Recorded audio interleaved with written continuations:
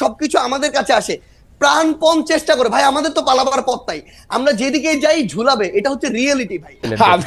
আমি আপনি এমন জায়গাতে আমার নিয়ে আইলেন, এই ছেলে আমার 3 জেনারেশনের ছোট ছেলে মানুষ, তার সাথে আমি মুক্তিযুদ্ধ আদর্শ বাম ডান কিছুই থাকবে না, সব মিলেমিশে করতে হবে। শুধু এদেরকে নেতা ওরা বুঝবে কয়েকদিন পরে। ওই যে এরা যেমন 6 মাস পরে বুঝছে যে একটা মুক্তিযুদ্ধ ছিল, তাদের নেতা মাহফুজ আলম বলছে 6 মাস লাগবে না, এরা 1 মাস পরেই বুঝবে আরো কি কয় এরা। আমি এই কথাটা বলে দিলাম, বাবারা তোমরা ভালো থাকো। এর আগে কোনো মহান নেতার সাথে আমি বসি না, আমি আগে জানলে মহিউদ্দিন সাহেবরে আমি অন্য কিছু বলতাম। শুনো তুমি কথাটা, ফাউন্ডেশন কি বুঝায়? একটা বিল্ডিং এর ফাউন্ডেশন, বাংলাদেশের ফাউন্ডেশন কি?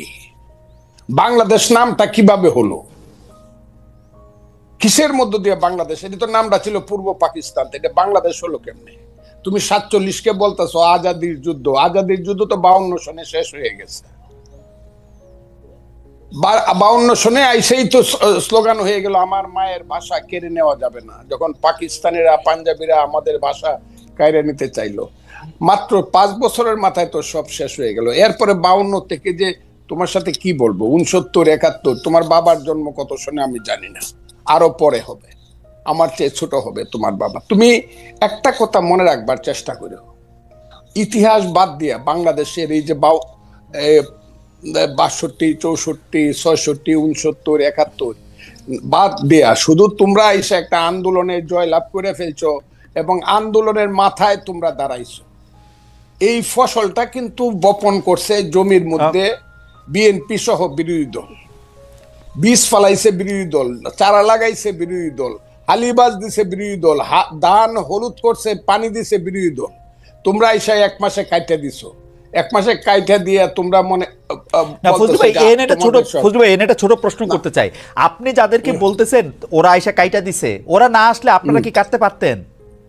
একদম একদম, হয়তো আরো 15 দিন পরে হইতো, আরো 1 মাস পরে হইতো, কিন্তু হতো না। কে বলছে? আমার সন্তানের মতো। আমি যখন ছাত্রলীগের প্রেসিডেন্ট 80 সনে, ওই সময় বুধ ও জন্মগ্রহণ করে নাই,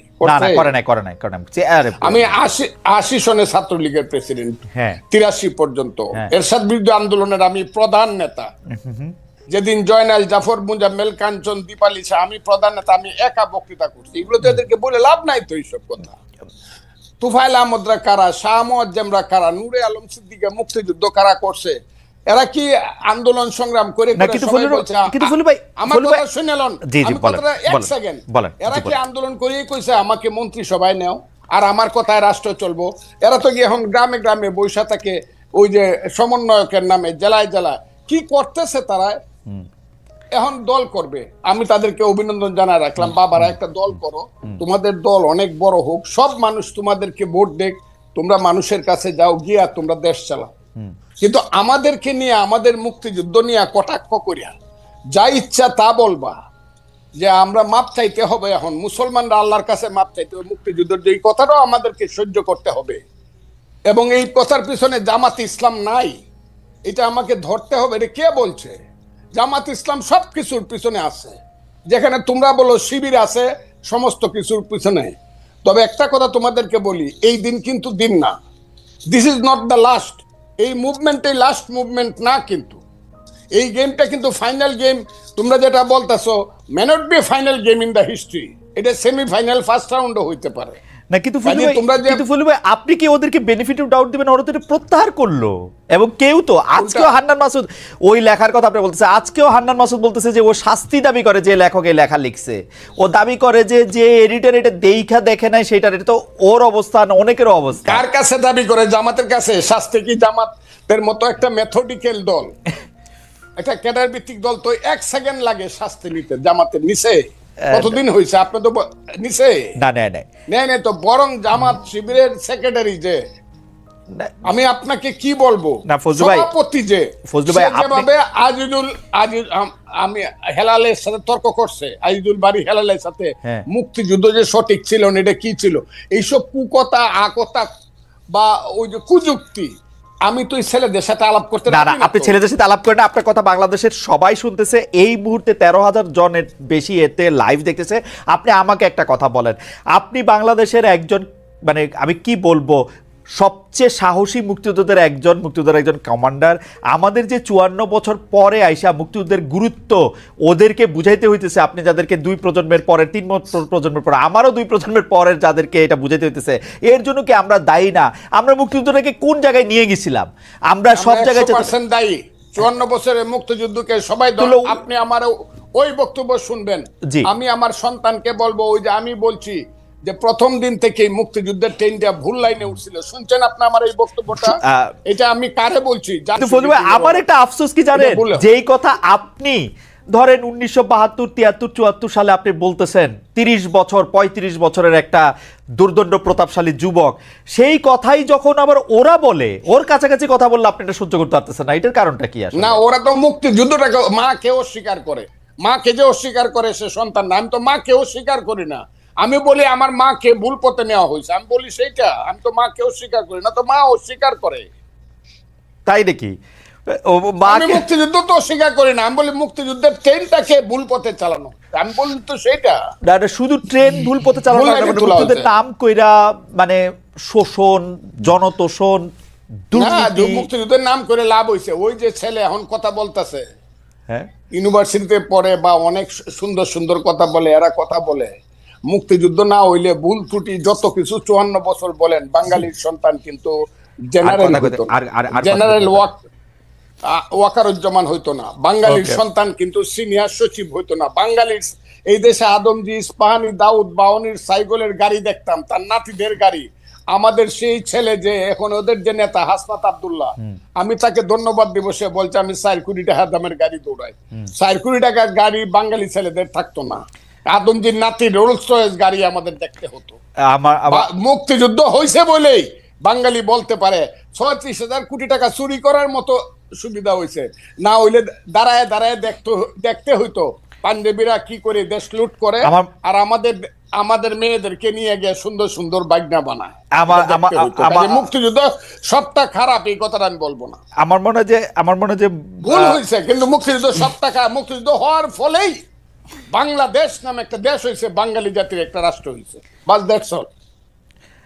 আমি আপনাকে শেষবারের মতো আসবো 1 মিনিটের একটা প্রশ্ন করার জন্য। সেই প্রশ্নটা হচ্ছে এরকম যে আপনি বাংলাদেশের রাজনীতির, যেটা আমি প্রথমেই করেছিলাম, যে 54 বছরের মধ্যে কোন সময়টা বাংলাদেশ রাষ্ট্র হিসাবে মুক্তিযুদ্ধের আদর্শে পরিচালিত হয়েছে বলে আপনি মনে করেন? আমি বলি তো সেইটা।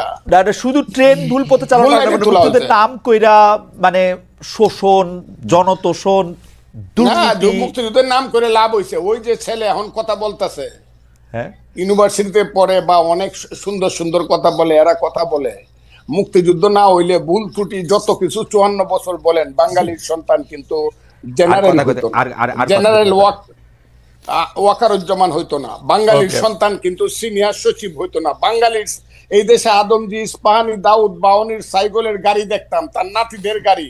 আমাদের সেই ছেলে যে এখন ওদের যে নেতা হাসনাত আব্দুল্লাহ, আমি তাকে ধন্যবাদ দিব। সে বলছে আমি 4 কোটি টাকা দামের গাড়ি দৌড়াই। 4 কোটি টাকার গাড়ি বাঙালি ছেলেদের থাকতো না। আদমজির নাতি রোলস রয়েস গাড়ি আমাদের দেখতে হতো। মুক্তিযুদ্ধ হয়েছে বলেই বাঙালি বলতে পারে 36,000 কোটি টাকা চুরি করার মতো সুবিধা হয়েছে। না হইলে দাঁড়ায় দাঁড়ায় দেখতে হইতো পাঞ্জাবিরা কি করে দেশ লুট করে, আর আমাদের মেয়েদেরকে নিয়ে গিয়ে সুন্দর সুন্দর বাগনা বানায়। মুক্তিযুদ্ধ সবটা খারাপ এই কথাটা আমি বলবো না। আমার মনে হয় যে ভুল হয়েছে, কিন্তু মুক্তিযুদ্ধ সবটা খারাপ। মুক্তিযুদ্ধ হওয়ার ফলেই বাংলাদেশ নামে একটা দেশ হয়েছে, বাঙালি জাতির একটা রাষ্ট্র হয়েছে। বাস দ্যাটস অল। আমি আপনাকে শেষবারের মতো আসবো 1 মিনিটের একটা প্রশ্ন করার জন্য। সেই প্রশ্নটা হচ্ছে এরকম যে আপনি বাংলাদেশের রাজনীতির, যেটা আমি প্রথমেই করেছিলাম, যে 54 বছরের মধ্যে কোন সময়টা বাংলাদেশ রাষ্ট্র হিসাবে মুক্তিযুদ্ধের আদর্শে পরিচালিত হয়েছে বলে আপনি মনে করেন? সেই সময়টা হলো 10 এপ্রিল থেকে 16 ডিসেম্বর 1972 সন, মানে মোটামুটি ভাবে। হ্যাঁ, 10 এপ্রিল 1971 সাল থেকে 10 এপ্রিল 1971 সাল থেকে 71 না, 10 এপ্রিল 1972 মুক্তিযুদ্ধের পরের কথা বলছি আমি, ওকে, থেকে 4টা এবং আলটিমেটলি 16ই ডিসেম্বর পর্যন্ত মানে ওই পথে, মুক্তিযুদ্ধের পথে দেশটা চলছিল। কেন? তখন 309 ঘন্টা বিতর্ক করে বাংলার শ্রেষ্ঠ সন্তানেরা, আবারও বলছি বাংলার শ্রেষ্ঠ সন্তানেরা, আবারও বলছি বাংলার শ্রেষ্ঠ সন্তানের একটা সংবিধান করছিল, যেটা পৃথিবীর শ্রেষ্ঠ সংবিধানের একটা হিসাবে পরিগণিত হইতো। পরে এটা নষ্ট হয়েছে। এই সংবিধানটাকে আবার আমার মাসুদ বাবারা এইটা একদম ওইটা কি বলছে, কবর দিয়ে দিতে চায়। বিরোধিতা তো একটু এমনিই করি না। এই শ্রেষ্ঠ ওই সময়টা 16 এর পর থেকে যা হয়েছে, 16 ডিসেম্বরের পরে 7ই মার্চ আসছে, 73 ভোট হয়েছে 39টা সিটে। ওই সরকারের আমলেই 39টা সিটে আমার মনে যায় এই ফজলু ভাইয়ের কথা শোনা খুবই, মানে কি বলবো, খুবই আকর্ষণীয়, খুব চমৎকার, শুনতে ইচ্ছা করে শুধু, কিন্তু সময় নাই, আমাদের শেষ করতে হতেছে। কিন্তু 72 সংবিধানটা আপনি সত্যি পৃথিবীর সর্বশ্রেষ্ঠ সংবিধানগুলির একটা মনে করেন? সর্বশ্রেষ্ঠ বলে নাই তো, সবচেয়ে ভালো সংবিধানগুলি, সবচেয়ে ভালো সংবিধানগুলি না, শ্রেষ্ঠ সংবিধান এক। আচ্ছা, শ্রেষ্ঠ সংবিধান একটা, ওই 70 অনুচ্ছেদ থাকা সত্ত্বে প্রধানমন্ত্রীর কাছে 70 অনুচ্ছেদ, আমি আপনাকে বলি 70 অনুচ্ছেদ তখন বাস্তবতায় তো এটা তো অনেক সময় লাগবে। 70 অনুচ্ছেদ তো হইলে 54 কে 55 কে 56 সনে ওই যে এমপি এমএলএ হইয়া ভোট কেনাকাটা করে যেভাবে প্রতি 24 ঘন্টায় একবার সরকার বদল হইতো, সেই তিক্ত অভিজ্ঞতা থেকে কিন্তু 70 না, এটা আপনারা বলেন বহুবার, এটার বহু রকম রেমেডি সারা পৃথিবীতে আছে, আপনারা ওইটার দিকে আপনারা জান নাই। যাই হোক, আমার কাছে 70 আমি সমর্থন করি না। আমি 72 সংবিধানে ফজলু, আপনি খালি 72 সংবিধানে আপনার সাথে আমি আলাদা করে একদিন কথা বলবো না। হাউএভার আপনি মানে একটু আপনার সাথে কথা বললে তো একটু প্রস্তুতি নিয়ে আসা উচিত, একটু সময় নিয়ে আসা উচিত। সেই জন্য আমি একটু প্রস্তুতি আর সময় নিয়ে 72 সংবিধানটা নিয়ে আপনার সাথে আপনি একদিন কথা বলবো না। কিন্তু ফজলু ভাই একদম চমৎকারভাবে বলছেন যে উনি মনে করেন বাংলাদেশ মুক্তিযুদ্ধের চেতনার পথে ছিল হচ্ছে 1972 সালের 10ই এপ্রিল থেকে 4ঠা ডিসেম্বর পর্যন্ত, অর্থাৎ যতক্ষণ পর্যন্ত গণপরিষদ 16 ডিসেম্বর পর্যন্ত, 4টা নভেম্বর, হ্যাঁ 16, আপনি 16 ডিসেম্বর পর্যন্ত মনে করতেছেন, তাই তো? বলছি কারণ 16 ডিসেম্বরে গিয়ে এটা কার্যকরী হয়েছে। ওকে, 16 ডিসেম্বর পর্যন্ত কার্যকরী হচ্ছে, আর বাকি সময়টার ক্ষেত্রে তিনি সেটা মনে করেন না। আমরা একটু প্রশ্নটা একটু এক্সটেন্ড করি। আপনারা যে রাজনীতির মধ্যে দিয়ে যাইতেছেন, আমি বাংলাদেশের এই রাজনীতি দিয়া গত 30-32 বছর যতদিন পর্যন্ত এগুলো আমি অবজার্ভ করি, দেখছি যে আওয়ামী বিএনপি যে পথে হাঁটতেছে, আপনারা এই একই পথেই হাঁটতেছেন, ওইটারই আপনারা রাজনীতি মনে করতেছেন। গিয়ে এলাকার মানুষে বলবেন ব্রিজ বানাই দিবেন, রাস্তা বানাই দিবেন, কাউরে আপনি টাকা দিবেন, টেন্ডার দিবেন, সাহায্য দিবেন, কারো থেকে চাঁদা নিবেন, কাউরে চাঁদা দিবেন, একই সিস্টেম তো, মানে আপনার তো আলাদা কিছু হইলেন না। একটা ভাই শোনেন, একটা জিনিস আপনাকে বলি, সবচেয়ে বড় কথাটা হচ্ছে আমি আপনার একটা কথার সাথে সম্পূর্ণ দ্বিমত করি, এবং এই কথাটা আমার কাছে মনে হয়েছে খুবই জেনারেলাইজড একটা কথা। আপনি একটা কথা যেটা রনি ভাইকে বলছেন যে আওয়ামী লীগের দেয়া ছাঁচে বৈষম্য বিরোধী ছাত্র আন্দোলন চলতেছে। ভাই একটা কথা আপনাকে স্পষ্ট করে বলি, সবচেয়ে বড় কথা হচ্ছে বৈষম্য বিরোধী ছাত্র আন্দোলন কোন একজন স্টুডেন্ট কোন একটা কাজ করছে, কোন একজন সাধারণ নাগরিক একটা কাজ করছে, বৈষম্য বিরোধী ছাত্র আন্দোলন নাম ভাঙায় করছে, সমন্বয়ক শব্দটা নাম ভাঙায় করছে, তার মানে সেই দায় এই বৈষম্য বিরোধী ছাত্র আন্দোলন নিবে, এটা কোনোদিন হইতে পারে না। আমরা আমাদের জায়গা থেকে সবচেয়ে বড় যে জিনিসটা দেখছি যে এই পুরো যে আপনি যে সিস্টেমটার কথা বলতেছেন, কালচারটার কথা বলতেছেন, এইটা বৈষম্য বিরোধী ছাত্র আন্দোলন বলতে আপনারা যাদেরকে চেনেন ফেস হিসেবে এই মানুষগুলো এটার জন্য সবচেয়ে বেশি স্ট্রাগল করে যাইতেছে। এই পুরো বাংলাদেশের নতুন যে সংস্কার প্রক্রিয়া, এটার জন্য সবচেয়ে বেশি স্ট্রাগল করে যাইতেছে। কোন জায়গাটা থেকে? আসলে এই যে বাংলাদেশে বিগত 16 বছরে এই যে একটা কালচার এস্টাবলিশ করে দেওয়া হয়েছে, মানুষের রন্ধ্রে রন্ধ্রে এই যে বিভিন্ন তোষামোদি, কালপ্রিটগিরি বিহেভিয়ার গুলো ঢুকে গেছে, এই যে বিভিন্ন রকম অপকর্মের সাথে জড়িত হওয়ার প্রবণতা ঢুকে গেছে, ব্যক্তি স্বার্থ এই যে চিন্তা করার যে প্রবণতা ঢুকে গেছে, মানুষ সামগ্রিকভাবে কালেকটিভলি এই জায়গাটা থেকে এখনো বের হইতে পারতেছে না। মানুষ এখন প্রত্যেকদিন 100টা তদবির নিয়ে আসে, মানুষ এখনো তাদের জায়গা থেকে নিজেরটা দেখে শুধুমাত্র যে আমি ট্রান্সফার নিয়ে আজকে যদি ভোলা থেকে ঢাকায় যাই আমার ফ্যামিলি একটু ভালো থাকবে, কিন্তু ঢাকার যে ফ্যামিলিটা বরিশালে যাবে তার কি হলো সেটা মানুষ চিন্তা করে না। আপনি যদি আজকে দেখেন এই পুরো বাংলাদেশের যে রাজনৈতিক দলগুলো, এই দলগুলো বিগত অর্ধ শতাব্দী ধরে যেই পলিটিক্যাল কালচারটা প্র্যাকটিস করে আজকের এই অবস্থানে আসছে, এই অভ্যুত্থানের পরও ওই পলিটিক্যাল কালচার থেকে ওই পলিটিক্যাল দলগুলো বের হইতে পারে না, তার রাজনৈতিক নেতৃবৃন্দ বের হইতে পারে। ভাই শেষ করি, একটু শেষ করি ভাই। ভাই আমরা তো চোখের সামনে থেকে দেখতেছি, আপনাকে বলি ভাই, আপনি তো বাইরে থেকে দেখতেছেন, আমরা চোখের সামনে থেকে দেখতেছি। আপনাকে বলি আজকে এই যে এত এত রক্তের উপরে দাঁড়িয়ে, খুনের হত্যার উপরে দাঁড়িয়ে, লাশের উপরে দাঁড়িয়ে এই যে সরকার, আমরা তো সরকার সরাসরি নাই, কিন্তু আমরা সরকারকেও দেখতে পাচ্ছি, মাঠকেও দেখতে পাচ্ছি। আমাদের সবচেয়ে বড় যে সুবিধাটা হয়েছে, মানুষের না আসল চরিত্রটা আমরা দেখতে পাচ্ছি। বড় বড় রাজনীতিবিদ, বড় বড় সুশীল, বড় বড় শিক্ষাবিদ, বড় বড় মিডিয়া ব্যক্তিত্ব, এগুলো আপনার সামনে যতটা ভদ্র যেভাবে প্রেজেন্ট করে, ভিতরে এক একটা কালপ্রিট এবং ভণ্ড। এরা ভিতরে ভিতরে নেগোসিয়েশন করে, ভিতরে ভিতরে এরা তদবির করে, ভিতরে ভিতরে এরা আগের কালচারটা এস্টাবলিশ করার জন্য মাঠে তাদের ছেলেদেরকে পাঠায় চাঁদাবাজি করে, উপরে এসে বলে কে ওখানে চাঁদাবাজি করতে গেছে। এই যে রাজনৈতিক দলের বড় বড় যে নেতাকর্মীগুলো, তারা যদি মাঠ পর্যায়ে বাংলাদেশের বড় রাজনৈতিক দলগুলো সহযোগিতা না করে, তাদের যারা কর্মী তাদেরকে তলে তলে ওই ভিতরে পাঠায়, আবার উপরে উপরে। আজকে আপনি দেখেন কেন আওয়ামী লীগের বিচার হইতেছে না। আওয়ামী লীগের বড় বড় নেতা কর্মীগুলোকে শেল্টার দিয়ে রাখছে। আমি বলি, জেলা আওয়ামী লীগের সাধারণ সম্পাদক সভাপতিকে শেল্টার দিচ্ছে জেলার অন্য কোন বড় রাজনৈতিক দলের সভাপতি সাধারণ সম্পাদক। This is the bitter truth. এই শেল্টার দিতেছে টাকার বিনিময়ে, এই শেল্টার দিতেছে ম্যান পাওয়ারের বিনিময়ে, অথবা এটা চিন্তা করতেছে আজকে থেকে 5-10 বছর পরে তার যদি খারাপ সময় আসে সে তাকে শেল্টার দেবে। ভাই একটু জাস্ট সেইটা ফিনিশিংটা দেন। আচ্ছা, ফিনিশিংটা দেন। সামগ্রিকভাবে শুরু করি। তো সবচেয়ে বড় কথাটা হচ্ছে বৈষম্য বিরোধী ছাত্র আন্দোলন বলতে যে 3 জন ওইখানে সরকারি উপদেষ্টা কিংবা মাঠে যারা আছে, অ্যাকচুয়ালি যারা স্পিরিটটাকে ধারণ করে, ভাই 5 তারিখের পরে বৈষম্য বিরোধী ছাত্র আন্দোলন হইছে নতুন করে এই সংখ্যাটা বেশি, তারা এই নাম ভাঙায় খাইতেছে আরো বেশি।